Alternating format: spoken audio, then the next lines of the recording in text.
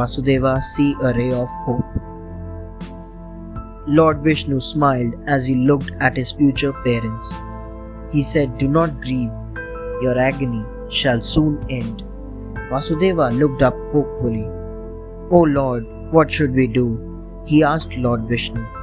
Lord Vishnu said, "Your friend Nanda is the chief of the cowherds at Gokul. His wife Yashoda is about to give birth to a baby girl named Yoga Maya. You must take me to Gokul and leave me there with Yashoda. Take Yoga Maya back with you to the prison cell." "O Lord Vishnu, we cannot leave the prison cell. How will I escape with you to Gokul?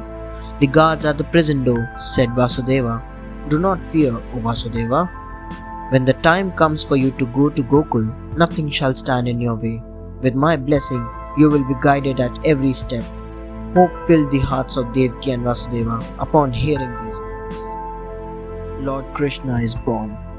As the time for Lord Krishna's birth neared, the stars formed a special constellation.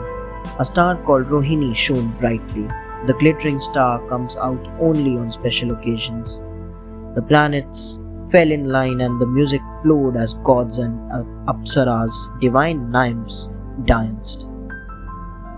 The time for Lord Krishna's birth drew near. The Brahmin priests were delighted as magic flowed in the air. Devaki shone like the sun because Lord Vishnu was about to be born to her. So bright was her radiance that no human eye could bear to see her. Lotus flowers blossomed in lakes. Rivers became calm and peaceful. As soon as Lord Krishna was born on the stroke of midnight at Ashtami, flower petals fell from the sky and covered the earth. Prithvi rejoiced at the birth of the Lord. Vasudeva was filled with joy to see his eighth child, who was the incarnation of the divine Lord Vishnu himself. Lord Vishnu performs a miracle. As soon as Lord Krishna was born, Vasudeva became alert. With the blessing of the Lord, the prison chains fettering Vasudeva fell upon. The prison gates opened on their own. The prison guards fell asleep. "There is not a moment to be lost. You must set out for Gokul with our son." Lord Krishna pleaded Devaki to her husband. "You are right. I shall leave for Gokul immediately with him. Evil Kansa should not come to know of the birth of Lord Vishnu, for he will surely destroy our eighth child. I must leave at once," said Vasudeva. "Be careful. May Lord Vishnu guide you safely to Gokul," said Devaki. "Do not doubt Lord Vishnu's blessings. He shall be with us at every step on the way," said Vasudeva. Then he placed Lord Krishna safely in a basket and quickly moved out of the prison cell. He headed with resolve to Gokul. The Perilous Crossing. As Vasudeva neared the mighty river Yamuna, which had to be crossed to reach Gokul, the rain began to pour down heavily. The crossing was difficult. Vasudeva stepped into the swirling waters with faith in his heart. As thunder boomed and lightning cracked across the sky, Vasudeva wondered how he would get to Gokul safely. To protect Lord Krishna from the rain and storm, Sisa, the great serpent, speared his mighty hood and shielded him from the storm. The river was flooded and water level rose high, but just as the wave touched the Lord Krishna's feet, the river calmed down.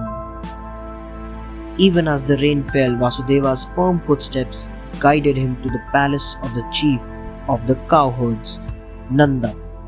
Vasudeva thought, "What if the palace guards see him with my son?" Then he saw that Lord Vishnu had put the palace guards to sleep.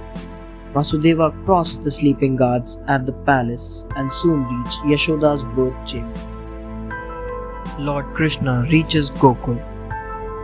Soon Vasudeva reached Gokul and met his friend Nanda. Nanda was beaming with joy on the birth of his daughter. Vasudeva told him the whole story and handed over his son.